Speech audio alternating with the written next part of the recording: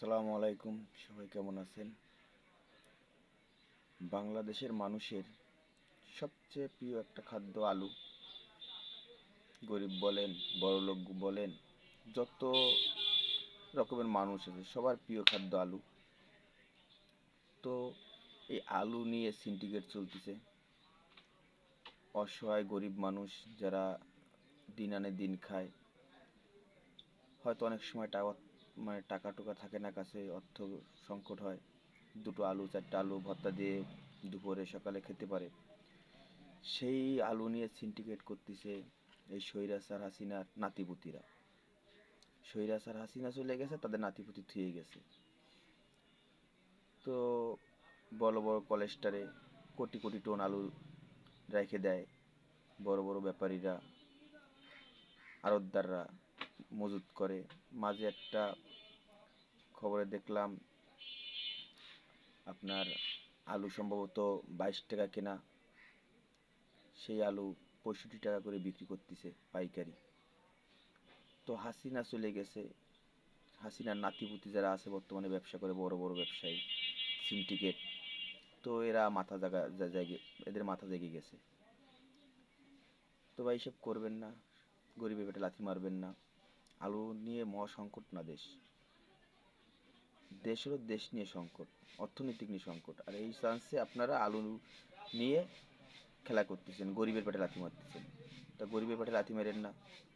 আলু বড় লোকরা না খালি কিছু আসে যায় না, কারণ তাদের মাছ মাংসের টাকা আছে। গরিবরা আলু খায়, গরিবদের মাছ মাংসের টাকা নেই। তো এই কাজগুলো করেন না, গরিবের পেটে লাথি মেরেন না। বড় বড় স্বৈরাচার হাসিনা যারা নাতিপুতি আছেন তারা এসব কাজ করেন না। আর অন্তর্বর্তী সরকার কেবল 2 মাস হয়নি, ডক্টর ইউনূস সাহেব বসছে, দুই মাস 2.5 মাস হয়েছে বা 3 মাস হয়েছে।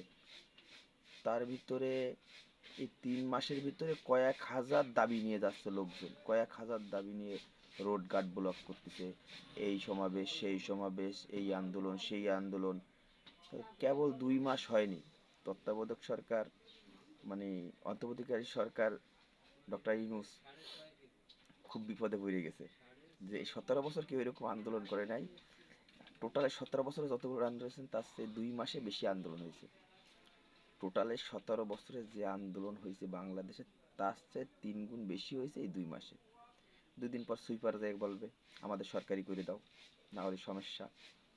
তারপরে যারা আছে রিক্সাওয়ালা, বর্তমানে যারা আছেন, খারাপ বলবো না, যারা আন্দোলন করতেছেন এরা বলবে আমাদের সরকারি কোঠা করে দাও। আন্দোলনের শেষ নেই। এই আন্দোলন আনসার বেরোয়, আনসারের আন্দোলন, অমুক আন্দোলন তমুক আন্দোলন, 2 মাস হয়নি শয়ে শয়ে আন্দোলন নিয়ে লোকজন রোডে নেমে গেছে, রোড ব্লক করতেছে। তো এইসব কাজ করবেন না ভাই,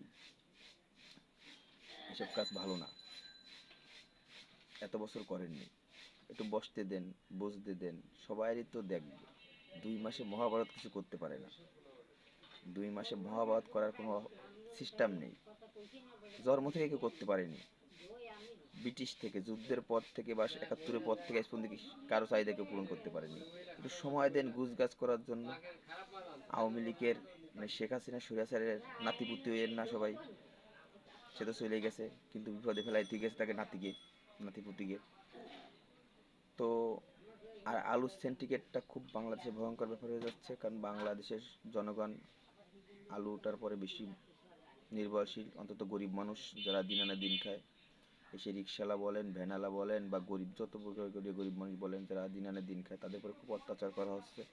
যেন এরকম অত্যাচার না করা হয়, আলুর দামটা কমান।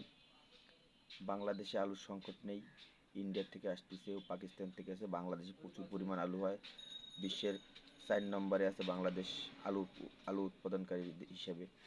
তা বাংলাদেশে আলুর সংকট নেই। এই বড় বড় হাসিনার নাতিপুতিরা এরা এই সিন্ডিকেট করতেছে, হয়তো কলেস্টারে ভরতেছে, আর নাহলে গোডাউনে রাখতেছে, না হলে বড় বড় আড়তে বুঝায় রাখতেছে, তারাই দাম বাড়াচ্ছে।